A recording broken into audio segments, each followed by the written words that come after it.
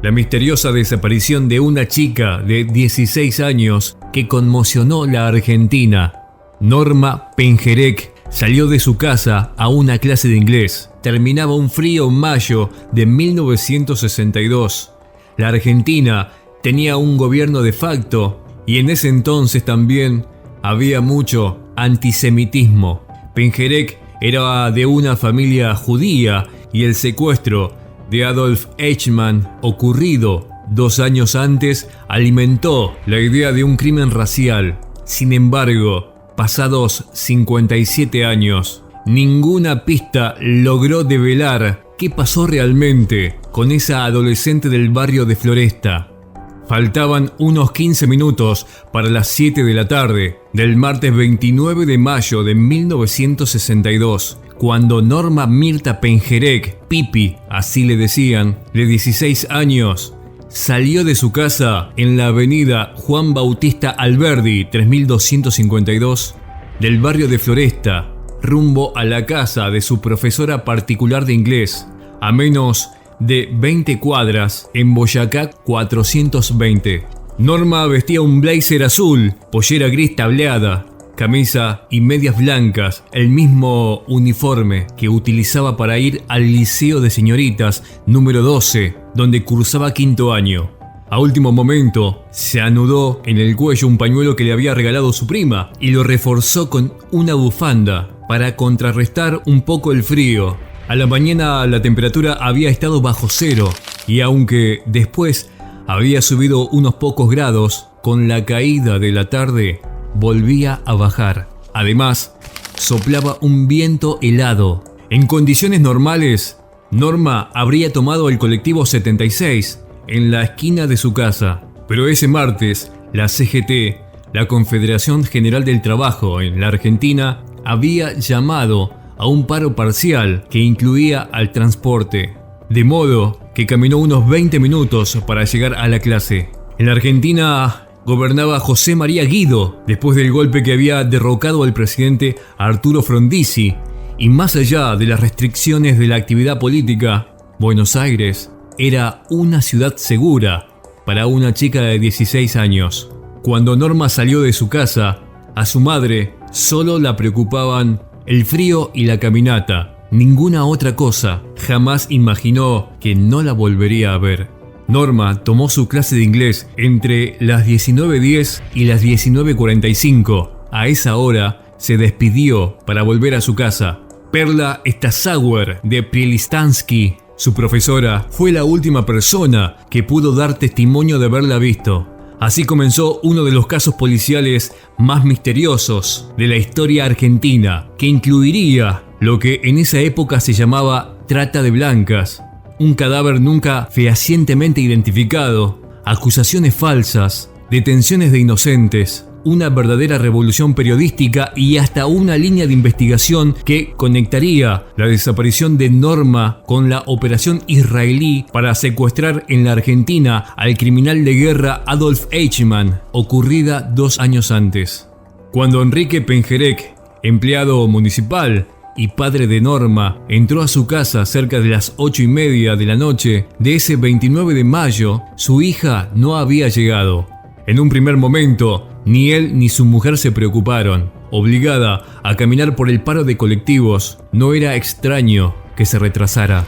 A las 9 de la noche empezaron a llamar por teléfono. La profesora de inglés les dijo que había salido de su casa antes de las 8. Su mejor amiga, Aida Robles, no la había visto. Las pocas compañeras de colegio de Norma a las que pudieron llamar en esos tiempos de teléfonos escasos, tampoco. 1 hora más tarde, habían agotado todas las posibilidades y Norma seguía sin aparecer. Un muy preocupado Enrique Pengerek fue a la comisaría 40 para pedir ayuda. Un oficial le tomó la denuncia y el comisario trató de tranquilizarlo. Al día siguiente, Norma no había regresado y la policía la buscó en hospitales y clínicas ante la posibilidad de que hubiera sufrido un accidente sin obtener resultados. Los diarios en ese momento no se ocupaban del tema, hasta que todo cambió cuando apareció un cadáver en Lavallol. El domingo 15 de julio de 1962, 45 días después de la desaparición de Norma Pengerek, el perro de uno de los guardianes del Instituto Fitotécnico de la Universidad Nacional de La Plata, en Lavallol, una localidad del sur de Gran Buenos Aires, olfateó algo semienterrado en los potreros que se utilizaban para experimentar cultivos. Cuando el hombre vio de qué se trataba, gritó fuerte. Del barro afloraban los dedos de una mano. Menos de una hora después, la policía desenterraba el cadáver muy descompuesto de una mujer. Tenía la cara irreconocible y estaba desnuda, pero a su alrededor encontraron un pullover marrón, una enagua celeste y un corpiño. La policía trabajó mal. No acordonó el lugar, permitió que se caminara alrededor, con lo cual se perdió toda posibilidad de encontrar huellas. Nadie interrogó oficialmente al guardián que había hecho el hallazgo. La primera autopsia, a cargo del forense Carlos Garay, determinó que se trataba de una mujer de unos 20 años y de 1,65 de altura. Según el médico, había sido estrangulada con un alambre y le habían cortado la vena cava superior con un instrumento cortante. Con un margen de error de 48 horas, fijó como fecha de la muerte el 6 de julio. Sin embargo, el avanzado estado de descomposición del cuerpo al ser hallado desmentía esa fecha. La muerta era varios años mayor que Norma y medía 10 centímetros más. La ropa que se encontró alrededor del cadáver no era la que estaba descripta en la desaparición de la joven. A pesar de todo eso, la policía bonaerense llamó a los padres de Norma para que identificaran el cadáver en la morgue. Ni Clara ni Enrique Pengerek pudieron reconocerla. Declararon que esa no era su hija. No obstante, una segunda autopsia, ahora a cargo del médico Antonio Lara, rescató una huella dactilar, la única posible, y la comparó con la ficha dactiloscópica de Norma. Tenía 18 puntos en común con la de un dedo de la adolescente. Convocado por los peritos, el odontólogo que atendía a la joven identificó la dentadura como la de Norma. A pesar de que los padres no la habían reconocido y las discordancias en la estatura y la edad, el juez, a cargo de la instrucción, Alberto Garganta, dictaminó que se trataba de Norma. Sin estar seguros de que se trataba de ella, los padres la enterraron en el cementerio judío de La Tablada el 25 de agosto de 1962. En los meses que siguieron, el caso pasó al olvido. La investigación del supuesto asesinato de Norma Mirta Pengerek quedó empantanada. Durante un año no hubo novedades, ni tampoco los medios se ocuparon del caso. Todo cambió el 15 de julio de 1963, cuando una mujer detenida en la estación Constitución del ferrocarril Roca por la Brigada de Moralidad de la Policía Federal, de nombre María Sisti, hizo estallar la bomba. Yo sé quién mató a la chica Pengerek, le dijo a la policía sin que nadie le hubiera preguntado sobre el tema. Sisti, de 23 años, era una vieja conocida de la policía que la había detenido en varias ocasiones por ejercicio de la prostitución. Interrogada por el comisario Jorge Coloto, que muchos años después sería acusado de pertenecer a la AAA, la mujer señaló al culpable, Pedro Vecchio, de 47 años, propietario de una zapatería cercana a la estación Florencio Varela y concejal electo por el partido Unión Vecinal. En su reconstrucción del caso Pengerek, el escritor Álvaro Avos recupera la declaración que la mujer hizo a la policía. Según Sisti, Vecchio era la cabeza de una red de prostitución que se especializaba en proveer chicas para fiestas con gente adinerada y políticos influyentes. Según su declaración, Vecchio y 5 o 6 cómplices reclutaban menores a quienes corrompían con drogas. Vecchio no actuaba solo. Lo secundaba una tal Laura Mucio de Vilano, dueña de una boutique situada a pocos metros de la zapatería de Vecchio. Sisti declaró que había visto a Norma Mirta en el chalet Los Eucaliptos, situado en otra localidad del sur bonaerense, Bosques. Sisti aseguró que la tarde del 29 de mayo de 1962, Vecchio y algunos cómplices secuestraron a la joven y la subieron al Kaiser Carabela Verde del zapatero, que la drogaron, la llevaron a la quinta Los Eucaliptos y allí le sacaron fotos y después la mataron porque se resistió a participar de una fiesta sexual. Que Vecchio había ocultado el cadáver en el sótano de la casa hasta que el olor producido por la descomposición hizo que lo sacaran de allí para tirarlo en los terrenos de Lavallol. La policía detuvo a Laura Mucio, acusada de ser cómplice de Vecchio, y a otras 3 prostitutas. A las 4 las torturaron hasta que confesaron, palabra por palabra, la declaración de Sisti. A Vecchio no lo encontraron en la zapatería, ni tampoco en su casa. Lo declararon prófugo. Finalmente, el hombre se presentó el 23 de septiembre de 1963. No tengo nada que ver con todo esto. Nunca en mi vida vi a esa chica, dijo. Las detenciones de los supuestos culpables y la historia oficial que hizo correr la policía a partir de las declaraciones obtenidas bajo tortura llevaron al caso Pengerek, como se lo empezó a llamar, a las tapas de los diarios. Los vespertinos, La Razón y Crónica competían con titulares catástrofe y las revistas Ahora y Así peleaban por las primicias. El diario Crónica había salido a la calle apenas unos meses antes de la mano de Héctor Ricardo García. Al principio, el diario, de formato por entonces moderno, intentaba competir por la tradición instalada por el diario La Razón. Apenas si superaba los 20.000 ejemplares, un volumen de venta muy bajo para la época, cuando la prensa gráfica era el principal medio de información.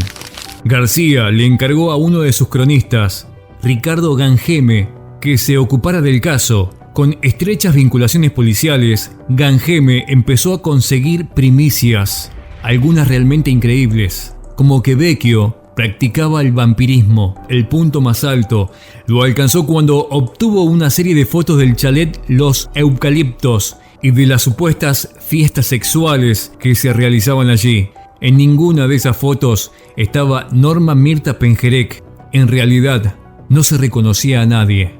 En pocos días, con las supuestas revelaciones que Gangeme obtenía sobre el caso Pengerek en la tapa, Crónica pasó a vender 100.000 ejemplares diarios.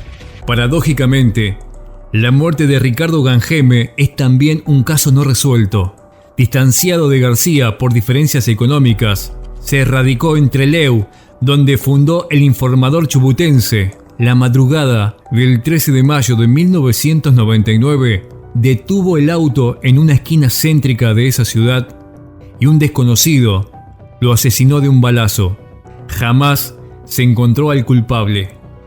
Cuando la desaparición y supuesto asesinato de Norma Pengerek parecía resuelta, la teoría policial se cayó a pedazos. La acusación a Vecchio y muchas de las pruebas que lo incriminaban eran en realidad resultado de una maniobra motivada por la venganza. Las declaraciones obtenidas bajo tortura no tenían ningún valor.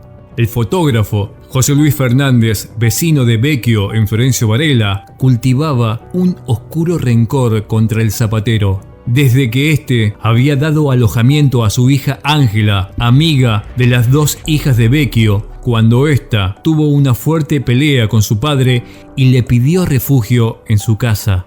Fernández aprovechó el caso Pengerek para tomarse una cruel venganza. Ideó la historia de que Vecchio era tratante de blancas, había secuestrado a Norma y la había matado en el chalet.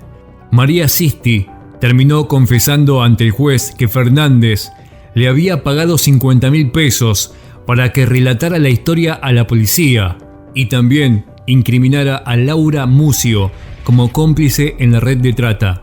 Fue también Fernández el que hizo llegar a Ricardo Gangeme las fotos de las supuestas fiestas sexuales que Vecchio organizaba en el chalet Los Eucaliptos. Terminó detenido y procesado por extorsión. El 5 de abril de 1965, la Cámara del Crimen de Capital Federal dictó el sobreseimiento de Vecchio. El zapatero volvió a sus zapatos y nunca quiso hablar del tema. Murió a los 94 años en Florencio Varela, en su casa de siempre.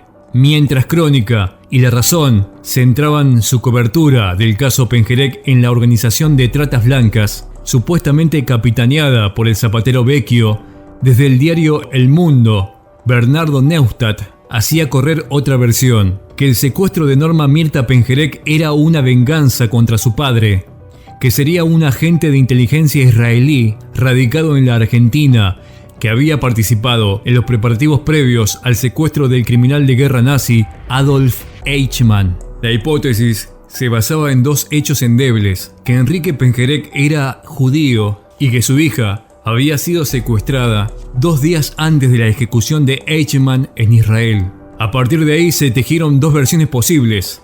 La primera apuntaba al secuestro y asesinato por venganza.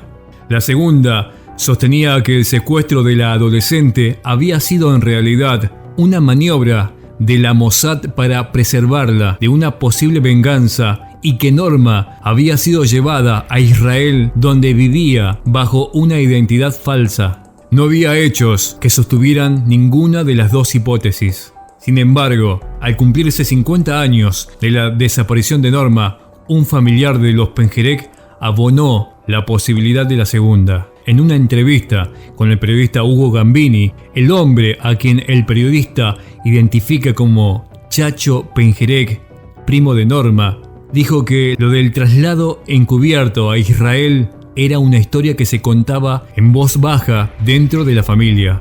Para reforzar esta teoría, Chacho sostenía que los padres de Norma, que nunca habían viajado antes a Israel, empezaron a hacerlo habitualmente después de la desaparición de su hija, y que en cada viaje se quedaban varios meses allá. Según él, Norma murió en la década del 90 en Haifa de una enfermedad. Nada de eso se pudo comprobar. Enrique Pengerek murió en 1985.